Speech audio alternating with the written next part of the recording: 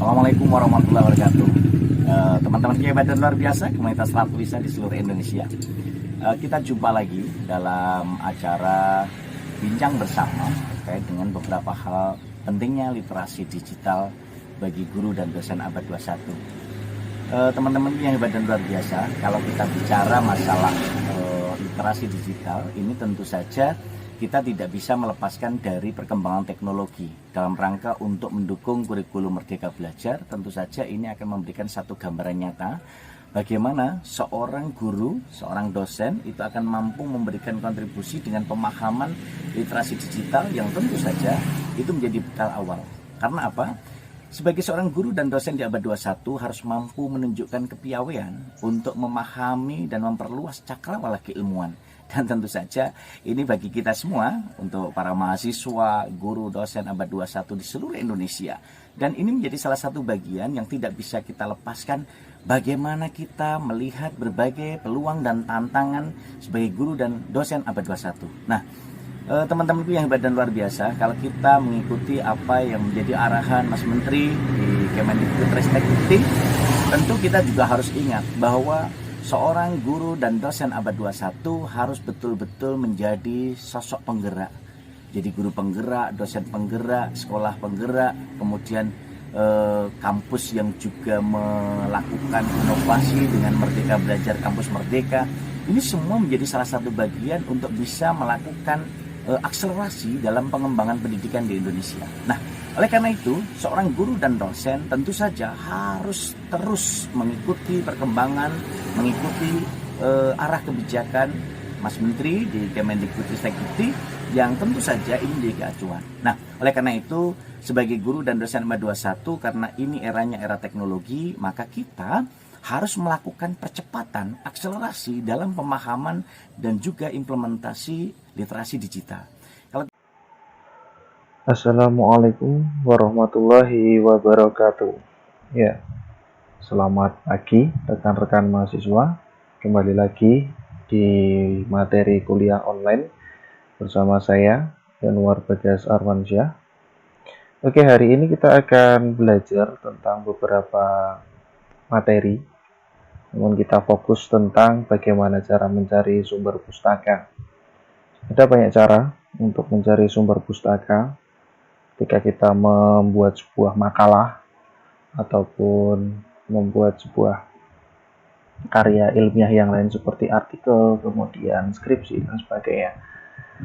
Awal mulanya yang akan saya ajarkan yaitu mencari sumber pustaka di 3 sumber, yaitu di Google Scholar, kemudian di Perpusnas, dan yang ketiga langsung ke OJS Journal. Baik, kita fokus kepada 3 sumber pustaka ini dulu, meskipun masih banyak lagi sumber pustaka yang lain, tapi kita fokus di 3 ini dulu karena ini yang menurut saya paling mudah untuk dipelajari. Oke, di Google Scholar nanti kita akan masuk dan rekan-rekan nanti akan saya ajarkan bagaimana membuat profil Google Scholar. Kemudian yang kedua kita masuk ke website Perpusnas dan nanti kita juga akan membuat akun di Perpusnas. Kemudian yang ketiga langsung direct atau langsung kepada OJS Journal. Nah, nanti ketiga-tiganya akan kita pelajari secara bertahap satu persatu. Kita mulai dulu dari Google Scholar. Oke, pertama yang harus kita lakukan adalah kita masuk ke menu Google. Kita langsung saja ke Google Scholar. Oke, kita langsung ke Google Scholar.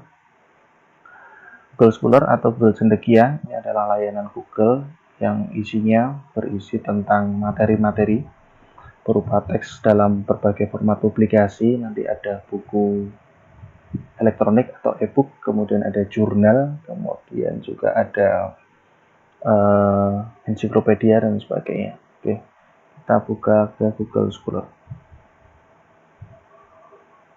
Oke, ada beberapa tahap. Yang pertama, kalau rekan-rekan ingin membuat profil, nanti langsung saja masuk kepada profil saya. Di profil saya ini nanti Anda bisa mengedit di menu ini. Nah, nanti Anda isikan nama Anda. Afiliasi adalah instansi di mana Anda bernaung. Kita isikan di sini Universitas PGRI Yogyakarta. Kemudian bidang minat Anda. Kalau saya berikan contoh di sini ada pendidikan, bahasa, budaya, linguistik, dan sastra. Email untuk verifikasi, saya gunakan email instansi. Meskipun email yang ada di sini adalah email Gmail, tetapi untuk email verifikasinya saya gunakan email instansi. Rekan-rekan bisa gunakan email Gmail atau email biasa. Kemudian berandanya, Anda bisa masukkan beranda, Anda bisa kopas di sini. Maksudnya Anda bisa masukkan di sini. Kemudian jangan lupa dicentang untuk membuat profil ini bisa dilihat oleh banyak orang. Oke, kita langsung saja. Nanti di sini akan ada banyak sekali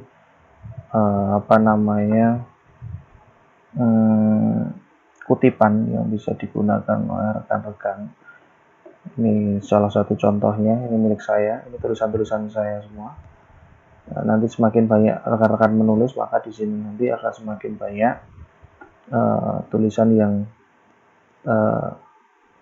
terpajang di sini. Oke, ini membuat profil Google Scholar. Kita kembali ke fokus, yaitu mencari sumber pustaka melalui Google Scholar. Yang pertama, kita bisa langsung ketikkan kata kunci dari makalah atau artikel yang ingin rekan-rekan bahas. Katakan saya ingin membahas tentang jagung, maka kita bisa langsung ketik di sini jagung. Maka yang keluar kalau kita di Google biasa adalah, atau Google pada umumnya, yang keluar adalah gambar jagung, kemudian apa itu jagung. Tetapi kalau di Google Scholar itu yang keluar adalah e-book, kemudian tentang seperti ini adalah jurnal dari UNUD. Kemudian di sini juga ini adalah buku. Nah, ini perbedaan antara Google Scholar ya, Google Scholar dengan Google biasa atau Google pada umumnya. Di sini berisi tentang jurnal, kemudian buku atau karya-karya yang telah dipublikasi. Oke, misal rekan-rekan ingin mencari tentang pembelajaran bahasa, maka akan keluar banyak jurnal, buku seperti ini. Ini repository UIN, maka biasanya kalau repository seperti ini juga artikel ilmiah. Nah, ini bukunya ada bentuk PDF-nya. Rekan-rekan kalau ada PDF seperti ini, rekan-rekan bisa langsung download. Kemudian di sini ini jurnal, kita bisa buka di sini. Nah, ini cara download jurnal atau artikel di Google Scholar. Kita klik, nanti kita akan diarahkan ke OJS jurnalnya. Nah, Anda langsung bisa masuk ke full text. Di sini ada PDF, pilihan PDF, Anda klik. Nah, setelah Anda klik PDF-nya, Anda langsung saja klik download this PDF. Nah, setelah itu Anda start download. Sudah selesai, kita buka PDF-nya, kita tunggu terlebih dahulu. Nah, nanti setelah kita buka PDF-nya, kita bisa baca, kita bisa isi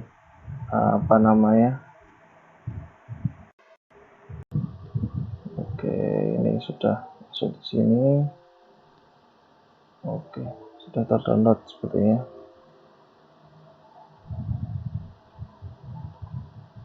Nah, di sini. Oke. Ini kajian sosiolinguistik pemakaian bahasa mahasiswa asing dalam pembelajaran bahasa Indonesia. Oke. Nah, itu contohnya. Anda nanti bisa membaca di sini. Nanti saya akan contohkan bagaimana cara mengutip jurnal atau teori yang ada di jurnal atau hasil penelitian orang lain di jurnal tertentu, agar kita tidak terjebak pada plagiasi. Oke, perlu rekan-rekan ingat bahwa plagiasi merupakan hal yang dilarang dan menjadi hal yang sangat-sangat terlarang bagi mahasiswa. Plagiasi selain merugikan si pemilik karya asli, plagiasi juga dapat merugikan si pelaku plagiasi.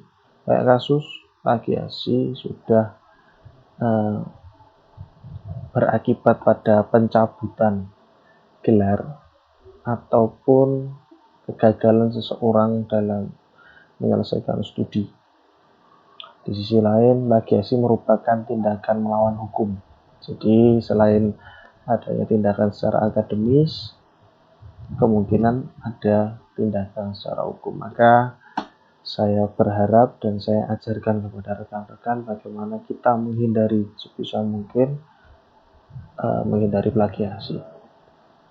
Itu akan saya ajarkan di video selanjutnya. Hari ini kita belajar terlebih dahulu bagaimana mencari sumber di Google Scholar, kemudian Perpusnas, dan langsung direct ke jurnal. Oke, saya rasa sudah. Ini untuk downloadnya. Nanti Anda bisa membaca. Perlu saya tekankan, ketika sudah mendownload jurnal, jadi tidak sekedar di-download tetapi juga dibaca secara penuh. Karena kunci dari menghindari plagiasi adalah Anda membaca secara keseluruhan dari jurnal tersebut. Kemudian Anda pahami, nanti baru Anda ungkapkan dengan bahasa Anda sendiri. Oke, akan saya ajarkan bagaimana mengutip, menulis kutipan, kemudian membuat daftar pustaka secara otomatis agar kita terhindar dari plagiasi. Oke, langsung saja kita masuk ke menu selanjutnya, yaitu tentang mencari atau membuat profil di Perpusnas. Oke, mencari sumber pustaka di Perpusnas bisa kita mulai dengan membuat profil di Perpusnas terlebih dahulu. Perlu ada ketikan di sini Perpusnas. Setelah nanti muncul di menu Google, rekan-rekan bisa mencari menu pendaftaran Perpusnas. Nah, rekan-rekan masuk ke anggotaan. Di sini ada menu keanggotaan.perpusnas.go.id. Anda bisa masuk di sini. Oke. Kalau rekan-rekan belum punya username, rekan-rekan masuk ke menu daftar. Nah, oke, kita tunggu. Anda baca persyaratannya terlebih dahulu. Oke, jangan malas membaca, Anda baca semuanya. Setelah Anda selesai membaca, Anda klik centang di sini, kemudian lanjutkan pendaftaran. Oke, Anda isi formulir pendaftaran anggota. Oke, ada beberapa menu wajib, yaitu menu-menu yang diberi tanda bintang, seperti nomor identitas, kemudian password, nama lengkap, tempat tanggal lahir, dan sebagainya. Oke, alamat sesuai identitas, kemudian alamat tinggal saat ini, kemudian untuk nomor HP, institusi, dan sebagainya, rekan-rekan bisa lewati karena di sini tidak wajib. Setelah itu, rekan-rekan klik centang. Saya menyatakan data yang diisi benar dan dapat dipertanggungjawabkan, serta setuju untuk menaati segala peraturan perpustakaan nasional. Oke. Setelah itu, Anda akan mendapatkan nomor anggota. Oke, karena saya sudah mendapatkan nomor anggota, Anda masuk ke menu login. Oke, ini nomor keanggotaan saya. Anda ketikkan nomor yang ada di situ 1867 dan Anda login. Nah, di sini Anda akan mendapatkan keanggotaan online. Lalu bagaimana kita mencari sumber pustaka dari Perpusnas? Perlu rekan-rekan ketahui bahwasanya Perpusnas atau Perpustakaan Nasional ini sudah berlangganan dengan banyak publisher, jurnal, ataupun buku di seluruh dunia.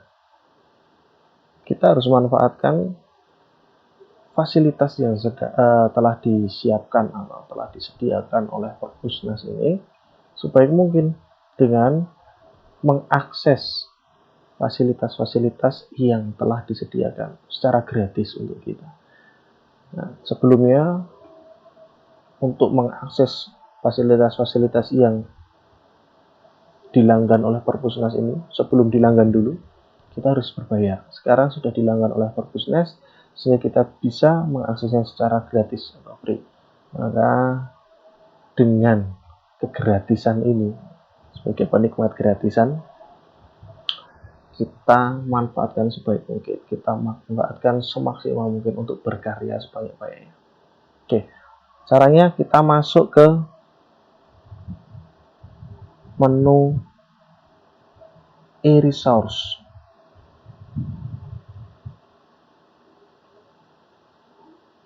Perpusnas. Nah, kita masuk ke menu e-resource Perpusnas. Kita masuk. Masuknya pakai apa? Pakai nomor anggota yang kita dapatkan dari login keanggotaan tadi. Oke, kita masuk. Lihat ke sini. Oke. Sebelum kita masuk, kita bisa back dulu. Kita bisa lihat jumlah kunjungan Perpusnas. Tahun 2013 itu sangat sedikit, rekan-rekan. 2013 itu hanya sekitar 1.500-an kunjungan dalam satu tahun. Nah, ini mengakibatkan publikasi kita itu pada tahun 2013 juga tidak setinggi pada saat ini. Kemudian pada tahun 2014 kita mengalami kenaikan drastis karena kesadaran masyarakat akan pentingnya sumber-sumber online. Tahun 2015 kembali meningkat hampir 2 kali lipat di 550.000. 2016 sangat tinggi, 2017 naik lagi, 2018 turun, 2019 turun, dan kita harap di tahun 2020 dengan adanya sistem pembelajaran online, kemudian kesadaran masyarakat akan pentingnya budaya literasi. Nah, kita berharap tahun 2020 kunjungannya jauh lebih tinggi daripada 2019 atau tahun-tahun sebelumnya. Oke, kita masuk lagi. Kita masuk. Oke, selamat datang. Nanti di sini akan Anda tertulis nama Anda sesuai dengan apa yang Anda isikan di sana tadi di keanggotaan.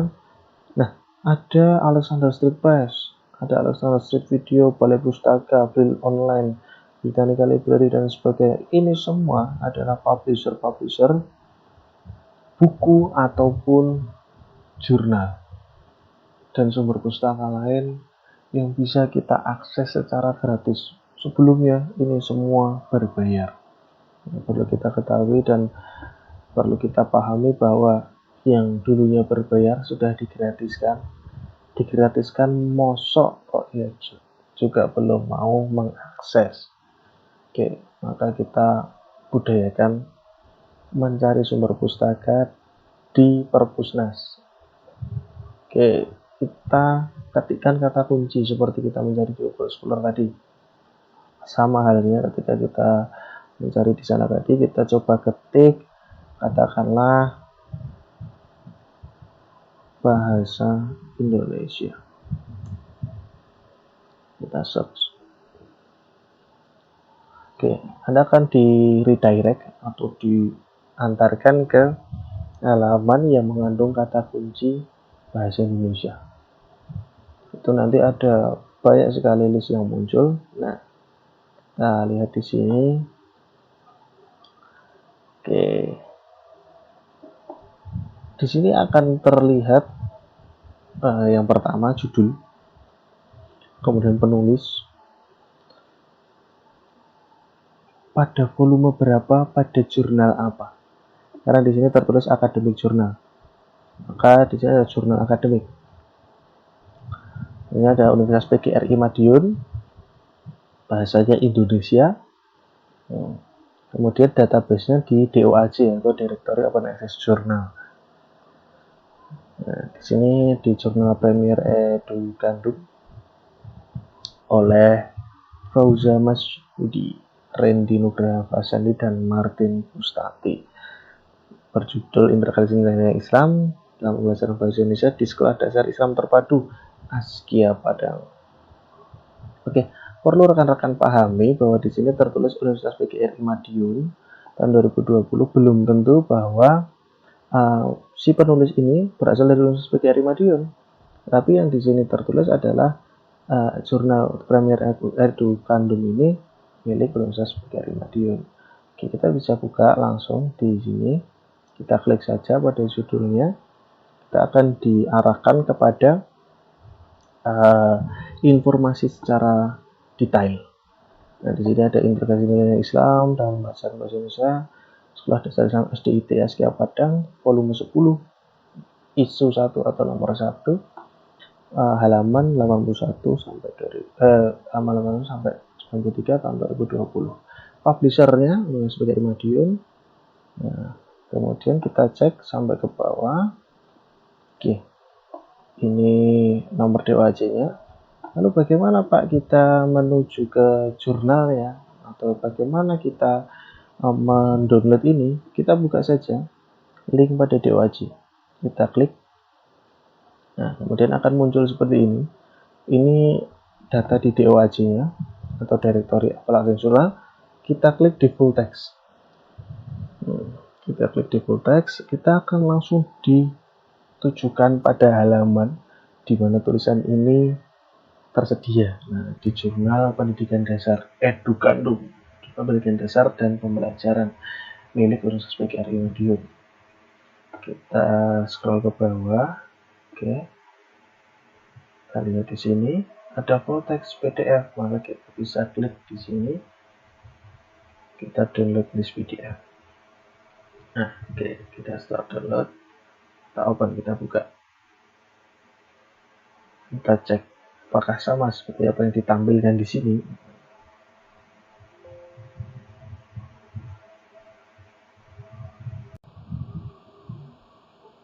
Ya, oke, ini jurnal atau full text. Nah, nanti rekan-rekan bisa sangat banyak sekali. Nah, kalau rekan-rekan pahami, semakin banyak daftar pustaka atau sumber pustaka yang rekan-rekan rujuk, maka artikel yang rekan-rekan tulis akan semakin diperhitungkan. Dalam konteks ini tentunya sumber pustaka atau daftar pustaka tersebut harus sinkron dengan isi dari artikel yang rekan-rekan tulis. Oke, kita pelajari bersama di sini. Ini abstrak atau gambaran umum. Ini abstrak berbahasa Indonesia. Oke, ini citasinya. Jadi rekan-rekan kalau mau mensitasi atau mengutip artikel ini, maka inilah citasinya.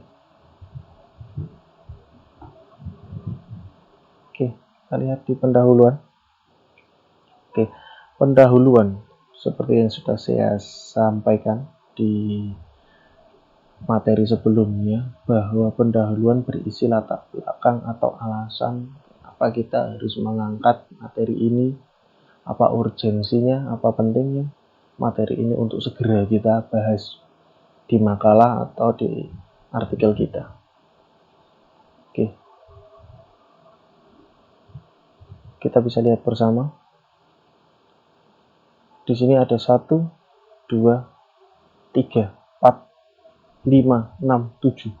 1 teori berasal dari 7 sumber. Dalam hal ini, kenapa bisa 7? Apakah Pak kok sama semua? Kok ada 7? Apakah materinya sama semua? Apakah teorinya sama persis semua? Tentu tidak. Maka yang saya sampaikan tadi, ketika kita ingin mengutip suatu teori, kita harus baca artikel tersebut secara keseluruhan, sehingga kita bisa memahami apa teori yang dimunculkan dari artikel-artikel yang rekan-rekan baca. Sehingga rekan-rekan bisa simpulkan, Adi Pratama, Asnawi, Kadir dan Asurah, Mukhlasin dan Wibowo, Munjiat, Rosalia dan Santoso ini memiliki pemahaman yang sama tentang hal ini. Kemudian rekan-rekan tulis sesuai dengan bahasa rekan-rekan sendiri. Tetapi tulisan rekan-rekan ini berdasar pada teori-teori milik Adi Pratama, Asnawi dan sebagainya. Maka teori-teori ini tadi rekan-rekan kumpulkan atau rekan-rekan baca, kemudian rekan-rekan simpulkan menjadi satu teori seperti ini. Inilah cara mengutip agar terhindar dari plagiasi. Jadi tidak copy paste. Kalau copy paste kita nanti otomatis akan terjadi sebagai plagiasi. Dengan model seperti ini kita terhindar dari kebiasaan copy paste dan plagiasi. Nanti saya juga akan tunjukkan di video berikutnya lagi tentang bagaimana saya bisa mendeteksi apakah rekan-rekan ini melakukan plagiasi atau tidak. Ini saya akan kasih tahu, saya akan perlihatkan kepada rekan-rekan bagaimana saya mendeteksi semuanya dengan alat tentunya, karena saya bukan dukun. Jadi ada alatnya, ada websitenya yang sudah dilanggan oleh UPY. Mahal UPY untuk melanggan website tersebut, tapi website tersebut memang sangat vital keberadaannya demi menjaga originalitas atau originalitas keaslian dari karya rekan-rekan. Oke, dengan demikian dalam pembelajaran tematik dan sebagainya dapat diartikan bla bla bla bla bla. Nah, ini adalah latar belakang berisi teori yang pertama. Untuk mendukung apa? Mendukung suatu pendapat dari penulis. Pendapatnya di sini kita bisa lihat. Tentunya keterpaduan pengembangan materi dalam pendekatan ini perlu memperhatikan. Nah, kata perlu di sini menunjukkan ini adalah suatu pendapat dari si penulis. Perlu atau tidak, kemudian di sini ada istilah mesti atau harus. Siapa yang mengharuskan? Siapa yang mengatakan ini perlu? Maka harus dikuatkan dengan teori di sini. Dikuatkan dengan pentingnya teori tambahan di sini. Di sini teori tambahan, di sini juga. Jadi pendapatnya di sini. Anda boleh berpendapat di dalam latar belakang, tetapi pendapat Anda harus disertai dengan teori-teori. Begitu. Kemudian ini ada kembali teori hal yang sama. Maka perlu rekan-rekan ingat bahwa di dalam latar belakang juga diperlukan teori dan data untuk menguatkan alasan rekan-rekan mengangkat materi tersebut atau menganggap bahwa materi tersebut urgent, segera perlu untuk dibahas. Ini ada metode, ada hasil. Nah, yang terakhir ini ada pembahasan, kemudian yang terakhir ada simpulan. Oke, ini daftar pustaka. Di sini terdapat 30 daftar pustaka. Apa yang tertulis di sini di daftar pustaka adalah apa yang dikutip di artikel ini. Jadi rekan-rekan tidak diperkenankan untuk menulis daftar pustaka mentang-mentang saya tadi bilang harus banyak, kemudian daftar pustaka dari mana saja dimasukkan. Padahal tidak ada di kutipan, tidak ada di artikel rekan-rekan, tidak ada sangkut pautnya dengan artikel rekan-rekan. Nah, ini yang juga dilarang. Nah, kita dalam menulis karya ilmiah pun kita harus mengedepankan prinsip kejujuran. Oke, ini mencari sumber pustaka dari Perpusnas. Oke, kita sudah 2 sumber. Nanti kakak bisa cari dengan kata kunci yang lain. Di sini cukup keyword saja, atau boleh kalau rekan-rekan tahu title-nya atau autornya silakan, tapi lebih mudah pakai keyword. Silakan nanti rekan-rekan bisa ketik sesuai dengan materi atau bab yang rekan-rekan ingin bahas. Selanjutnya langsung direct ke jurnal. Materi kita tadi langsung ke UJS jurnal. Maka dalam hal ini rekan-rekan harus memahami nama jurnal yang ingin rekan-rekan tuju atau rekan-rekan cari. Sebagai contoh, saya akan bukakan jurnal milik program studi PPSI, yaitu jurnal Skripta. Oke, kita masuk jurnal Skripta. Akan muncul jurnal Skripta. Nah, caranya kita buka di jurnal Skripta. Nanti akan muncul menu beranda, kemudian tentang jurnal tersebut, login, daftar. Nah, rekan-rekan bisa login atau daftar di jurnal yang ingin rekan-rekan tuju. Karena biasanya untuk mendownload itu ada yang harus login, tetapi ada juga yang free, bebas dari siapapun ingin mendownload atau mengakses free tanpa harus login. Tapi login pun rekan-rekan tidak akan merugi, karena suatu ketika jika rekan-rekan ingin publikasi, rekan-rekan bisa menggunakan akun di jurnal tersebut. Oke, untuk mencari di mana ada jurnalnya atau di mana ada artikelnya, Anda masuk ke arsip. Arsip, atau kalau jurnalnya di sini biasanya menunya berbahasa Inggris, biasanya archive. Di sini arsip sama. Oke.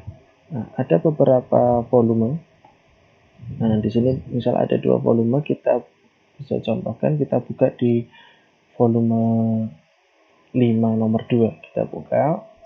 Oke. Di sini ada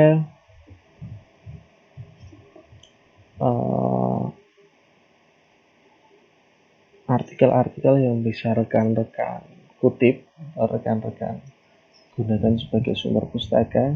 Coba kita buka di sini. Ya.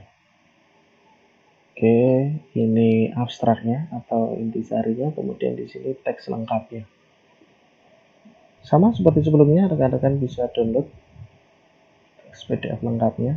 Nah, Anda bisa unduh file PDF-nya. Oke, klik OK. Oke, selesai.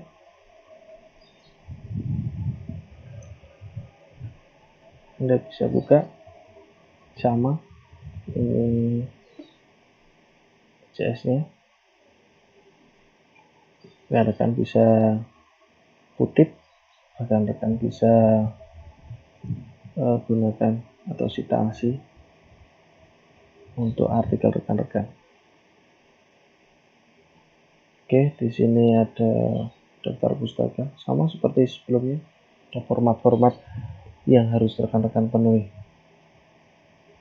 Di video berikutnya kita akan belajar bagaimana mengutip, kemudian bagaimana kita menulis kutipan dan daftar pustaka agar kita terhindar dari plagiasi. Oke, untuk pembelajaran perkuliahan hari ini, materi tentang bagaimana mencari sumber pustaka saya cukupkan. Saya harap rekan-rekan bisa memaksimalkan yang saya sampaikan ini dengan mempraktikannya dengan baik.